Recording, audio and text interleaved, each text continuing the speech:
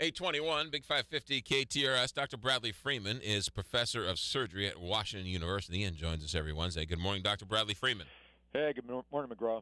We are talking lots of stories about this MERS virus. Take us through this. How worried, what is it, and how worried should we be about it? Yeah, well, this is a very interesting story, and I think it really points out some interesting aspects of how infectious diseases arise and are rapidly transmitted, and really speaks to how connected we are today. And so MERS stands for, it's an acronym, it stands for Middle East Respiratory Syndrome.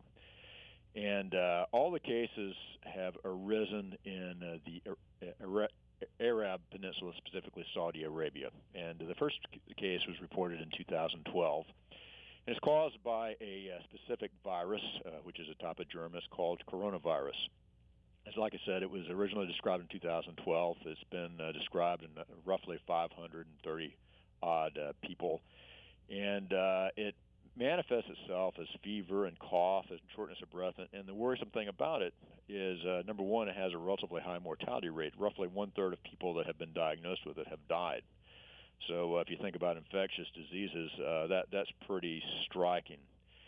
And number two is now, as late as early this week, 2 cases have been reported in the United States. And both of these individuals, one of which was in Indiana and one of which is in Florida, had been healthcare providers who had worked in hospitals in Saudi Arabia and had obviously flown back to the United States and were diagnosed with it and hospitalized.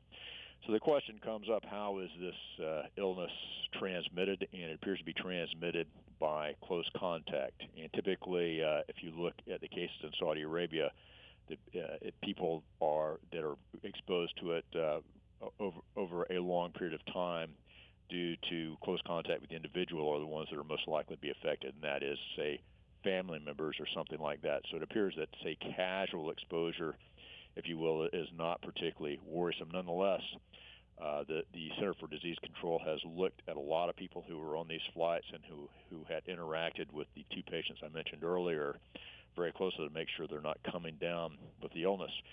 And then where did it come from?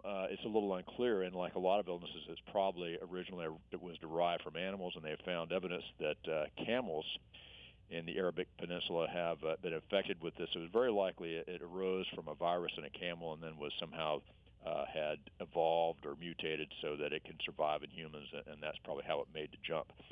And so I think that the CDC and other regulatory agencies are very concerned about this, just to make sure that we're tracking these cases and protecting the public. At present, there's no specific treatment for it. It would just be supporting these people if they get ill, and they would say require admission to an intensive care unit or something like that. And it's something that potentially we could hear a lot more about. So I think this is one of those stay-tuned stories. All right, so the 2 who got sick from MERS, they have both fully recovered. That's correct. Okay.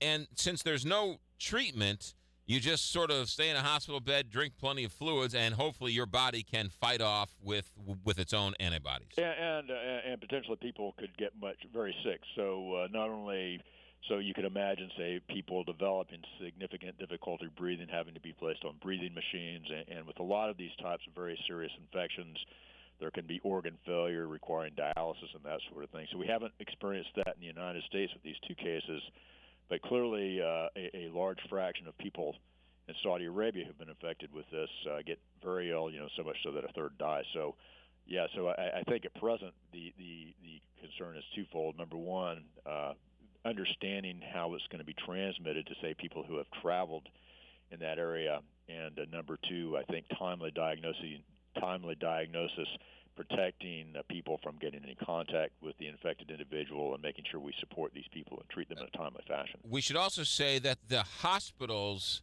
that were alerted to this, they're saying handled this thing beautifully, handled it perfectly. And I think that speaks to another thing that's going on in society. We're very interconnected, and I think with respect to online technology and whatnot, we can identify these types of cases and communicate them throughout the medical community and to, say, government authorities in real-time fashion. And if you kind of think back even 2 or 3 decades ago, that was not the case. So, we can identify these cases very early and to take the appropriate measures. And as you say, I think the healthcare providers in these two cases did a fantastic job. When you say close contact, I know that's a relative term.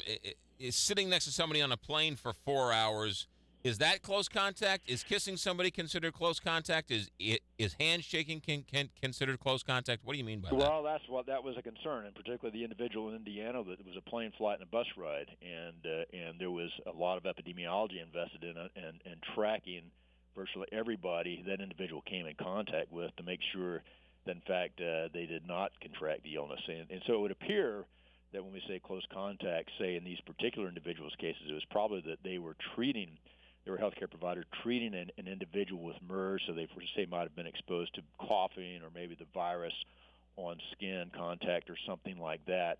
And it appears within Saudi Arabia that close contact would probably mean, say, a close family member, so you might share a drinking glass or, really be in close contact on a day in, day out basis. So probably casual contact, say in an airplane or a bus or a train, is not sufficient to transmit the virus based on what we know right now. Really interesting stuff. Gary. Is it too soon for them to talk about any kind of vaccine or anything? Well, I think there's interest in developing a vaccine, Kelly. I think it's one of those things that, this is a relatively new virus, and certainly there's precedence for developing vaccines against viruses, but I think that the vaccine development for this particular illness would be at a very early stage. So I don't think they have the technology, and to my knowledge, there's not any clinical trials looking at vaccines as we speak. That is Dr. Bradley Freeman, professor of surgery at Washington University. Doctor, great job as always. Thanks for checking in. Have a great day. 828, Big 550, KTR.